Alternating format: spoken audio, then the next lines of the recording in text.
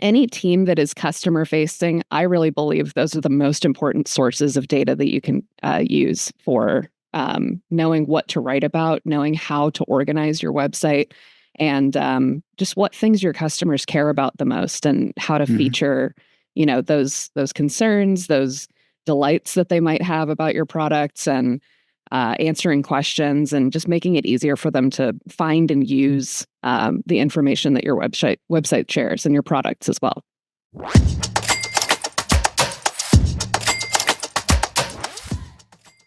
That was Kavi Kardos. I'm John Walker, and this is Season 2, Episode 1 of Sell More Stuff in E-commerce podcast. In case you didn't catch her from the first clip, Kavi knows a thing or two about SEO, and we're going to be doing a discussion around how important customer service is in discovery and generation of SEO content, and where your best sources are. I'm going to shut up and let Kavi start doing the talking. Catch you at the end. Hi, Kavi. Thanks for joining us on Sell More Stuff. Yeah, thanks, John, for having me. I'm really happy to be here. So, Kavi, you work for KlientBoost, a performance marketing agency, and your great love is SEO. Is that fair to say? Yes, that's definitely fair to say. My great love and the bane of my existence, as I'm sure you hear from a lot of SEOs. It is both at the same time. It depends. Yes. Yeah, it depends. That's what we like to say. So tell us a bit about yourself and who you've worked with in the past. Yeah, sure. So I am based in Austin, Texas, and am from Texas originally. I'm super proud of that fact, so have to mention it for sure. I've been in SEO for about 10 years, and I started out an agency. After that, moved into a number of in-house roles, including one at Moz. That's the one I grew in the most, I suppose. I was at Moz for about 3 years on their learning team and as their SEO manager. So put together some training materials for them while I was there, and worked on their content engine quite a bit, and got to work alongside some of the biggest geniuses in our industry. So that was a very cool role to be in for a while. I've since found my way back into agency, and have been back on the agency side for about 2 years, working with a lot of e-commerce brands. I think my favorite e-commerce brand that I've worked with was upstate New York based cooking supplies company called the Sausage Maker. They sold sausage casings and other things to make sausage, and all kinds of cheesemongering supplies, winemaking stuff. Really cool store that had a couple physical locations that I was lucky enough to visit too. So always been super interested in e-commerce. It's interesting when you get stuff like that there. I remember being at an event a good number of years back now, and the person stood up on stage and was like, "Oh, I have the luxury of selling adventure holidays. It's stuff like, going across the Arctic with huskies and sleds. I don't have to sell anything boring like dog poo bags." And at the time I was working for a company that sold pet supplies. So I just walked up to her afterwards and says, "Hi, I'm John and I sell dog poo bags online." Yeah. So yeah, I imagine, sausage casings isn't necessarily the kind of thing that, you instantly go, right, I know exactly what people are searching for in this instance. No, but it's fascinating when you get a client like that you really know nothing about, and then you have to learn it. You have to learn at least the basics to start putting their content together and knowing how to organize navigation and stuff like that. And people are very opinionated about their sausage casings. They really, really care what they're made out of, the thickness, all that stuff. There's a whole world of information there. And so you're a big advocate of working with customer service teams for SEO. Do you want to tell us a bit about why that is? Yeah, for sure. So customer service and also sales teams. I know not every e-commerce team is going to have its own dedicated sales team, but some are big enough that they do, especially if they're selling to, businesses, if there's more of a wholesale operation there. So any team that is customer facing, I really believe those are the most important sources of data that you can use for knowing what to write about, knowing how to organize your website, and just what things your customers care about the most, and how to feature, those concerns, those delights that they might have about your products, and answering questions, and just making it easier for them to find and use the information that your website shares and your products as well. I don't think enough SEOs pay attention to this, and I think it's a huge blind spot that a lot of us have, where we just say, "Oh, customer service works over there. That's not really any of our concern. They handle FAQs, and we do something totally different." And that's really not the case. Collaborating with customer-facing teams is, I think, the best way to really fill your content engine and fill your funnel from top to bottom. And what kind of data would you typically get out of working with these teams? Then what is it you're looking for whenever you're having those conversations? Yeah, so there's a few major buckets that I think that those conversations should fall into. The most obvious one is, what are customers asking questions about? So if you sell sausage casings, for example, and you have lots of customers calling in and saying, what's the difference between this collagen casing and this synthetic one? And there are huge differences, believe me, but they'll have customers call in and say, I've just started on this sausage making journey, and I need to know the difference between these two types of casings. I'm not sure which one is right for me. If that's a question that your customer team is getting asked all the time, you should probably be answering that directly on your website, because as I'm sure as I'm sure all of your listeners know, because they've experienced this themselves, people don't really want to talk to somebody on the phone. They don't necessarily even want to talk to somebody in a chat. They would much rather, just self-serve, find what they're looking for in a guide or an FAQ or something like that on the site. So if you can make sure that you're covering all of those bases with either, longer form content, how-to guides and that kind of thing, or just a simple list of FAQs, not only are you saving your customer service team time from having to answer those same questions over and over and over again, you're also making it easier for your customers to get what they need.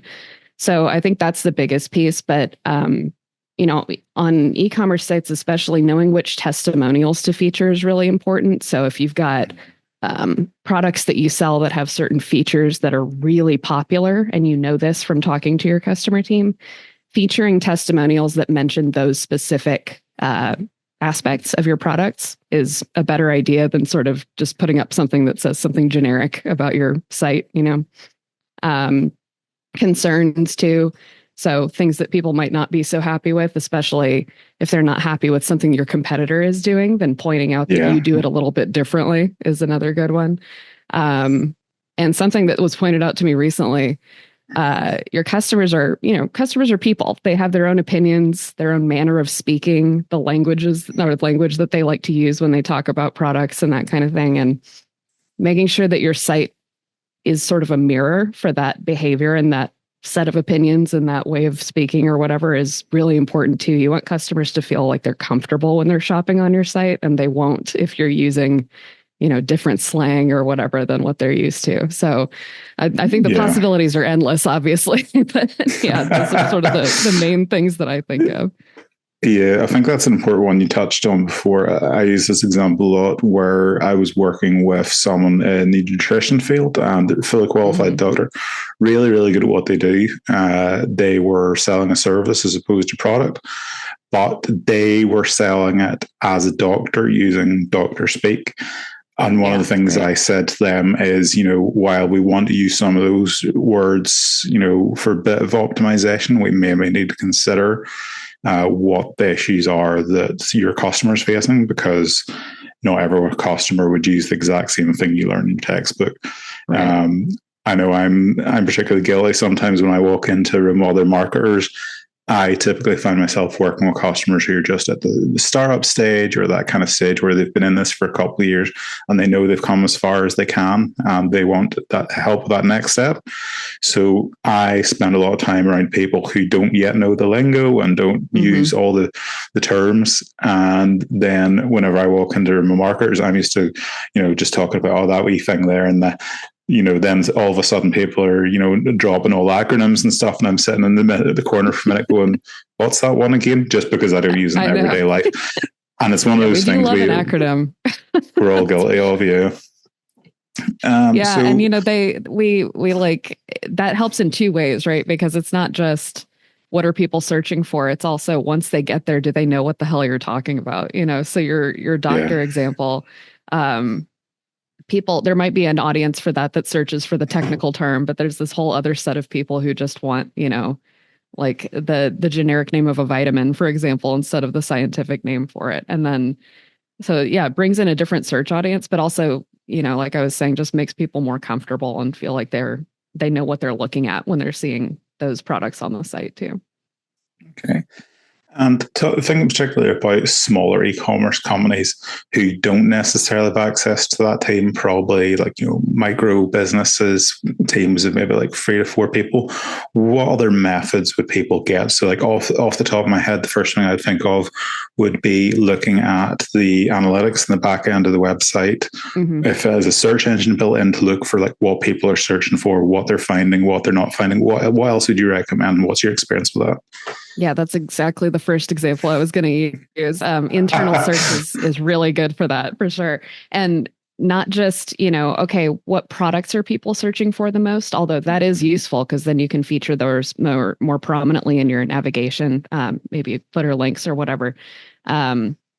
But also, what language are they specifically using to talk about your products? So if they use some tweak on a term that hadn't occurred to you before, then that's something you can use for on-page optimization too. So that's a good source. I know a lot of sites will have a chat bot set up if they don't have, the budget for or the personnel for a human customer service team. Chatbot logs are a great source of this type of information too.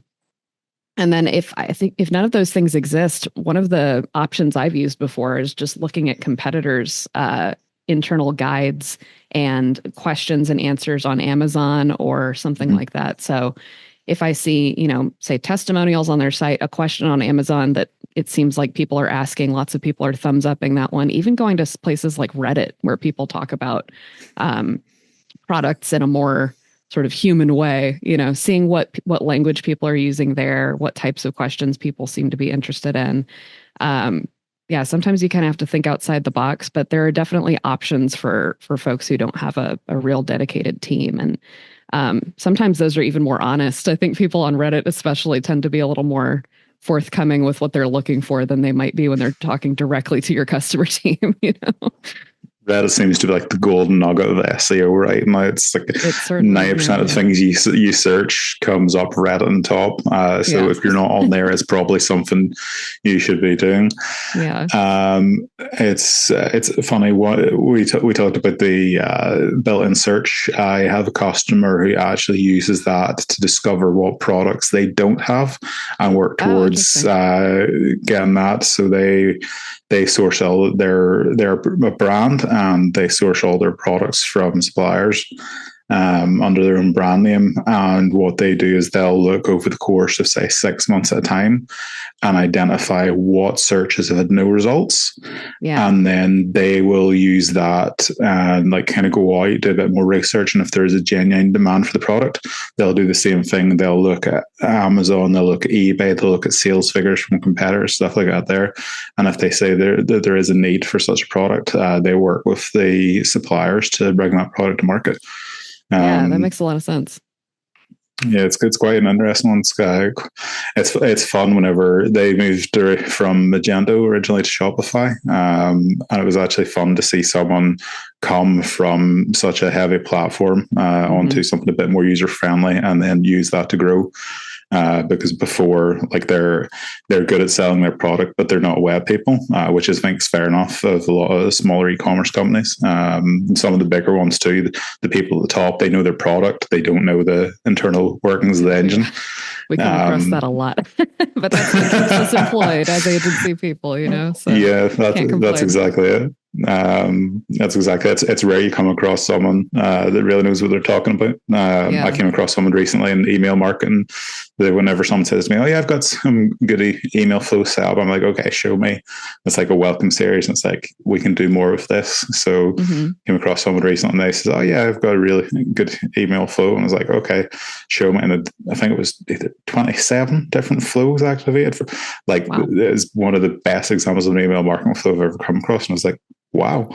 Yeah, it's amazing. Sometimes people really self-educate, like if you're a yeah, small business owner, sometimes folks will be like, I got to learn everything I can about email marketing or SEO or paid search or whatever it is. And, that can be both a good thing and a bad thing for us, I think, because we'll go in and say, hey, try this, here's a recommendation. They'll be like, oh, I know what you're talking about. That one's not for me. Like the arguments that yeah. can happen there. Yeah, it happens a lot. we get both sides of that for sure. So thinking about what we've been talking about so far, it's all been very customer focused. Typically, SEOs would think more along the lines when people talk about SEO, they think keywords and optimizing for search terms and stuff like that. There, how do you place the customer focused ideology into the keyword optimized content? Like what's the importance and the value of both? I am a really firm believer that keyword research should be a supplement to audience research. And Okay. sometimes those things mean the same thing. But I really think that your keyword research tools, your Ahrefs, your SEMrushes, your Moz, those have sort of, this estimate of aggregated search volume for this handful of terms. And those are based on in order for them to have that kind of data, they have to base it on the most popular search terms. So, we know that long tail search has become a bigger and bigger concern as we've evolved as SEOs. And I think the reason for that really is that people don't always search for things the same way. So, SEMrush is going to show you the most common version of whatever search term you're trying to optimize for. And your particular customers may not speak that way. They may have a slightly different terminology for whatever they're looking for. SEMrush is not going to be able to show you that because the search volume is too low. So if you go looking for that particular term, they're going to show you, oh, this has less than 10 searches per month or whatever. You're going to think, oh, then it's not worth it. I'm not going to go after that. But if that's the way your customers talk, if that's the specific thing that your customers want, then if you use the generic version, you're not going to sell to those people and you're not going to be successful. So I think those tools are a good supplement to kind of get to know, okay, generally speaking, should I, what should I not leave out? What terms do I need to make sure that I cover?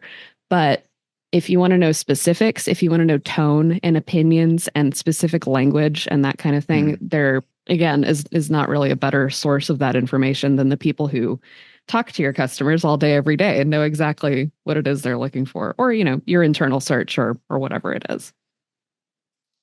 The funny feeling that Andy Jarvis would be holding up his "Talk to Your Customers" T-shirt right now and brandishing at us. Yeah, see, there's a lot of people who know about this, and not enough people actually doing it. So.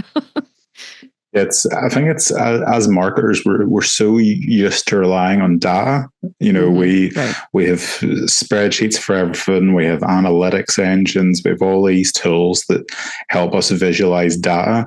But at the end of the day, the data is only as good as the source. And I think it's as Amazon focus not on how to retain the 99% of customers that they have, but the 1% of customers that they don't have. Yeah. They don't have the data on those 1% of customers. So that's where, as you say, speaking to people, talking to people you talk to, the customers, that's where all that information comes from, because you only find out that bit. There is no hard data there. There's no spreadsheet that shows you all that information that you don't already have. It's just find those little nooks and crannies. Yeah, and that's keyword research tools make that harder too, because they don't really, some of them have good suggestion engines, but it still doesn't get at like nuance very well. It just keeps giving you the most popular versions of whatever you're searching for. That's exactly it. So we've went out, we've talked to our customers or our customer service teams. We have an idea about what is the kind of thing our audience is looking for, whether it's more information about products, whether it's our service, etc. How would you place that content? How would you structure that content for an e-commerce website? This is something I think gets overlooked. I think when most people hear, oh, you got to talk to your customer teams because it will help you know what to talk about on the site. I think the the blind spot here is that it should also be helping you organize your website. It should give you some real windows into what people want to see where. So if you've got, say, your Moz, and obviously this is not an e-commerce example, but if your Moz and you know that your Moz Beginner's Guide to SEO gets more clicks and more demand than anything else, you should probably put that featured article directly in your top navigation, which is what they've done, right? So same thing. If you're the kind of e-commerce store that has sort of one flagship product, or maybe a product that you didn't realize was your flagship product, but you start to, glean that information from your customer team, then featuring a product directly in, say, your dropdown might be, an easier way to get people directly to what they need. Knowing which categories to feature in your top nav or in your footer, knowing which FAQs you want to put up at the top and make them easiest to search. All of that stuff is stuff that you might not realize without, again, talking to that customer team. So I think, site organization is really the biggest piece there. And then as far as actually organizing, say, a bit of content or even a description on a product page or a description on a category page, people want to read, people want to get to the information that they need the most immediately. People don't spend a lot of time scrolling through websites, and if they have to scroll around to find what they want, they're just going to leave and go somewhere else. So putting your most popular or most in-demand information right up at the top is, also another thing you can learn from a customer team. If you know that folks really care about the fiber content of your clothing, for example, then putting that fiber content right up at the top is better than making people scroll down to a little, drop down click area that they have to use in order to find it. So, I think really making it easy for folks is the guiding light there. Don't make people have to search around. The less people have to use your internal search bar, I think, the better. So good SEO makes for good user experience. We've crossed another bar here today. It's interesting because so often, particularly in e-commerce, we just do see all these call to actions that are just trying to get the sale quickest without focusing about why a customer needs the item or wants the item. And I think it's important to use all that stuff that you have from your customer and place that in place. I'm working on a website at the minute, and one of the things we kind of had in the previous version of the website is we talked about the key feature, each of the products that make them distinctive. But if you were just kind of glancing through, you could have glanced over it. So we've, in the new version of the website that we're hopefully launching the next week or so, we've made more of that. We've made it more obvious. We've included it now in search filters where it wasn't search filters before. Yeah. We've introduced a specification table that comes up side by side with the product description, and top, first and foremost, contains this piece of information. First thing you see in the specification table. And that's all because of looking at what customers are looking for in the website, looking at that search information.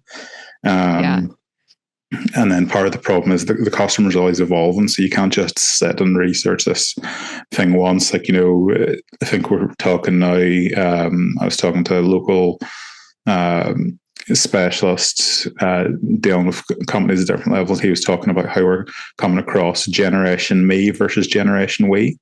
So you'll have people who are only interested in what's in it for them versus the people who are what's in it for us. And I think it's important to know where your customer sits kind of in that balance and feed that information through. So how it benefits you versus how it benefits everyone else. Yeah, depending on what the product is you sell. Yeah, for sure. I think there's a lot of customers who care about sustainability and how sustainable are your products, or what are your ethics, what's your philanthropy like, that kind of thing. And if they do, great, that should be featured. If you find that your customers are sort of on the opposite end of that spectrum and they are more of the what's in it for me, then don't waste your website space as much as you might care about it. And that's a noble thing, obviously, but don't waste your content space on talking about sustainability if you find that it's not something your customers care about, or whatever the thing might be. That's it. One last question. Would you be able to recommend a book for people that would help them in their journey? Yes, now I have to remind myself of the name of the author again, but sure. So this is a book, and I was going to say that it's sort of off topic, but when I think about it, it's really not. So Brittany Muller recommended this one at MozCon a few years ago. It's called Everybody Lies. It's got a very long subtitle, as these business books tend to have, but Everybody Lies: Big Data, New Data, and What the Internet Can Tell Us About Who We Really Are. It's by a guy named Seth Stevens-Davidowitz. And it is about using search data. So usually from Google, but I think he's got some other sources in there too. But looking at search data to determine how people actually think about things. And he's got some really crazy examples in there. Like, people go to their doctor and they say a certain thing is wrong with them. But when they search for those ailments on the internet, they use very different terminology than what they're comfortable using in front of their doctor, So yeah, looking at that search data, he sort of synthesized some general buckets of truth about the way that people really think about what's going on in their lives and, the various types of items that they search for and stuff. It's just really, I think it teaches you a lot about what kinds of questions you might ask a customer team, for example. But it's also just a really fascinating look into the human psyche. So that's one I always recommend. That sounds really interesting. Definitely have to check that out. Do you have any other advice for people? I think just think outside the box is my biggest one. So, if you're listening to this and you think, well, I don't have anybody I can talk to, I don't have any sources of information that I can use for this type of thing. You definitely do. The internet is a large place. So, just go searching around your various communities, your Reddits, your Amazons, dig deep into those sources of information and you'll find some good nuggets for sure. Kavi, it's been great talking to you. Really fascinating. And I hope everyone else that's listening to this finds as insightful as I did. Thanks for joining us today. Yeah, thank you so much. That was me and Kavi giving you some insight into some customer-focused SEO and where to get the best insights and how to use those insights to further your website's growth organically on Google and other search engines. Shout out to Arij Abwali from Woman in Tech for getting me in touch with Kavi. This episode couldn't happen without her. And stay tuned because we'll be coming back very shortly with another episode. Stay tuned.